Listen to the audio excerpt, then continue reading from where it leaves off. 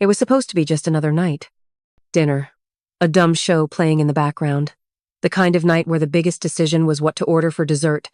Comfortable. Familiar. Or so I thought. She laughed at something on her phone. A short, quiet chuckle.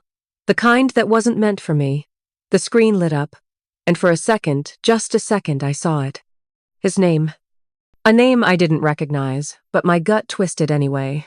She caught me looking. Too quickly, she flipped the phone face down, her fingers tightening around it just a little. A flicker of something flashed across her face, too fast to catch. Then she smiled. That easy, practiced smile.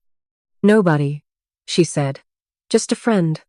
But when someone says nobody and hides the screen like it's fire, you know. You just know. I tried to shake it off.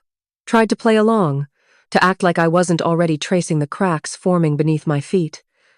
But her smile felt different now. Her laugh was softer, distant, like she was already somewhere else. Maybe she had been for a while. Maybe I just hadn't seen it. I didn't confront her that night. Didn't demand answers. Didn't accuse. I waited, watched, listened, and it didn't take long. She started staying up later, took her phone to the bathroom, kept it face down always. Her notifications were just vibrations, now silent, secret. She smiled at texts she didn't want me to see. Smiled like she used to smile at me. I became a ghost in my own home. And Shesh became a stranger wearing the face of the woman I loved. One night, I broke. She was in the shower. Her phone buzzed on the nightstand. I wasn't going to check it, I swear I wasn't. But my hand moved on its own, like it knew something my heart wasn't ready to face. I picked it up. The screen unlocked with her face, just as another message popped up. His name again. Only this time, not just one message. Dozens. Hundreds. Pictures. Memories. Plans I wasn't part of. Inside jokes. Whispered secrets. Shared dreams. Not a fling. Not a mistake.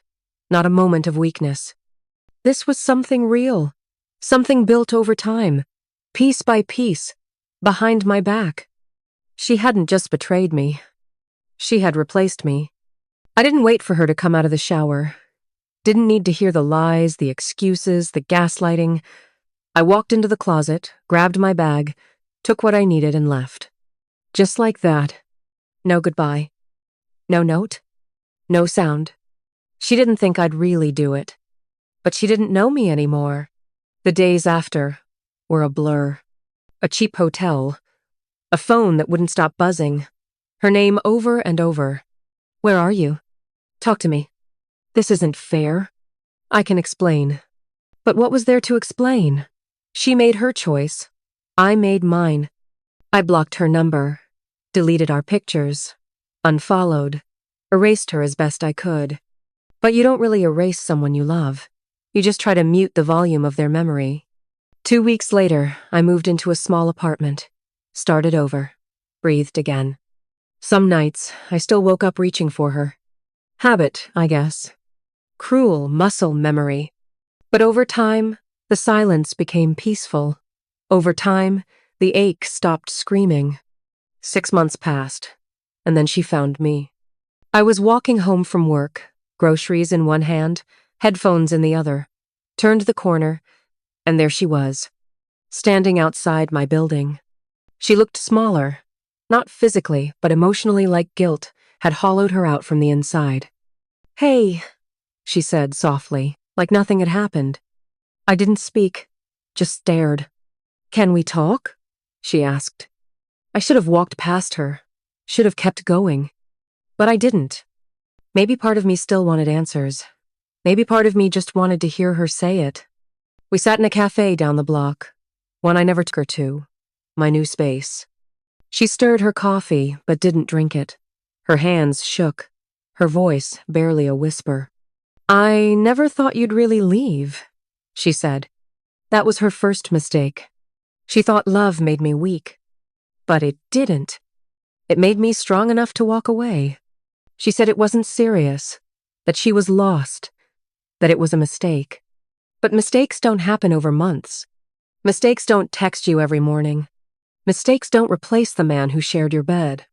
She cried, said she missed me, said her life hadn't been the same. And I believed her. But it didn't matter, because regret doesn't erase betrayal. And guilt isn't love. I don't need you to forgive me, she whispered. I just needed you to know I still think about us.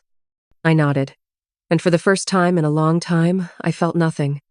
No pain, no rage, no longing, just clarity. You think about us, I said quietly, but you didn't fight for us when it mattered. She didn't argue. She couldn't. She stood up, waited for me to say something. Anything. But I had already said what mattered.